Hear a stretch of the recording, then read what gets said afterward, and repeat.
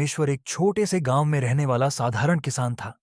वह अपने खेतों में मेहनत करता, लेकिन उसकी जिंदगी में कोई बड़ा बदलाव नहीं आ रहा था। उसका परिवार आर्थिक तंगी से जूझ रहा था। एक दिन गांव में एक संत आए।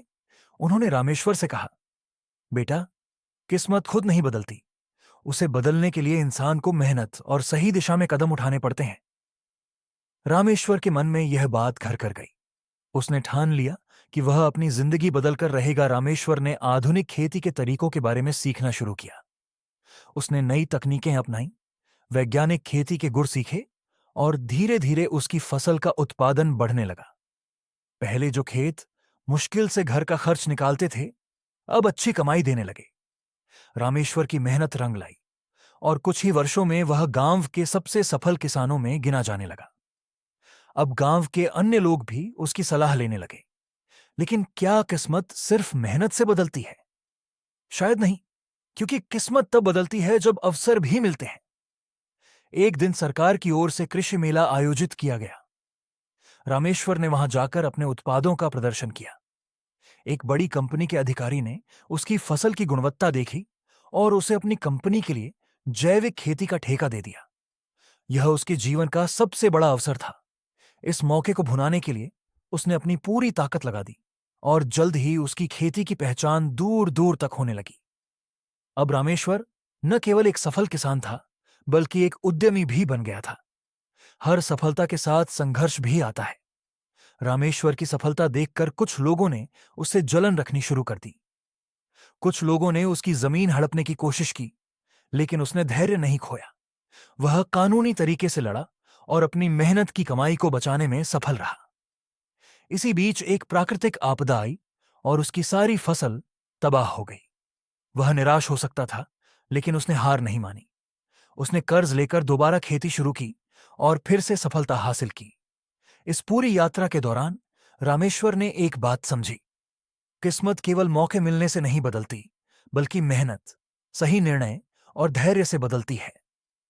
यदि वह नई तकनीकों को नहीं अपनाता, अगर उसने कृषि मेले में जाने का फैसला नहीं लिया होता, तो शायद वह आज भी उसी स्थिति में होता। इसीलिए किस्मत केवल हाथ की लकीरों में नहीं, बल्कि इंसान के हाथों के श्रम में होती है। जो व्यक्ति अपनी परिस्थितियों से लड़ने का साहस रखता है, वही अपनी किस्मत बदल सकता है। अब रामेश्वर केवल एक किसान ही नहीं, बल्कि एक सामाजिक कार्यकर्ता भी बन गया था। उसने अपने गांव में अन्य किसानों को भी नई तकनीकों के बारे में बताना शुरू किया। उसने एक सहकारी समिति बनाई, जिसमें किसानों को सही बीज, खाद और बाजार की जानकारी मिल सके। धीरे धीरे उसका गांव पूरे जिले में एक मॉडल गांव के रूप में पहचाना जाने लगा। सरकार ने भी उसके प्रयासों को मान्यता दी और उसे एक पुरस्कार से सम्मानित किया। अब रामेश्वर की पहचान केवल एक सफल किसान के रूप में नहीं, बल्कि एक समाज सुधारक के रूप में भी हो चुकी थी। रामेश्वर ने खेती के अलावा अन्य क्षेत्रों में भी हाथ आजमाना शुरू किया। उसने अपने गांव में एक स्कूल खोलने का निर्णय लिया, ताकि आने वाली पीढ़ी को बेहतर शिक्षा मिल सके। धीरे धीरे गांव में बदलाव आने लगे। सड़कें बनी, बिजली पहुंची और रोजगार के नए अवसर पैदा हुए। अब जब रामेश्वर के पास काफी संसाधन थे, उसने जैविक उत्पादों को ऑनलाइन बेचने का निर्णय लिया। उसने अपने गांव के युवाओं को इस योजना में शामिल किया और एक नई कृषि तकनीक आधारित कंपनी खड़ी की। लेकिन हर सफलता के साथ चुनौतियां भी आती हैं। इस नए क्षेत्र में प्रतिस्पर्धा अधिक थी और बाजार में टिके रहना आसान नहीं था। लेकिन रामेश्वर ने अपने अनुभव और मेहनत से इस चुनौती का सामना किया।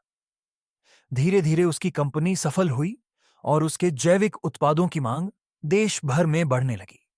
अब रामेश्वर सिर्फ एक किसान नहीं, बल्कि एक सफल उद्यमी भी बन चुका था। इस कहानी से हमें यह सीख मिलती है कि किस्मत बदलने के लिए केवल अवसरों का इंतजार करना पर्याप्त नहीं है। मेहनत, आत्मविश्वास और सही निर्णयों से हम अपनी तकदीर खुद लिख सकते हैं। रामेश्वर की तरह अगर हम भी अपनी मेहनत और संघर्ष जारी रखें, तो कोई भी बाधा हमें सफलता से रोक नहीं सकती।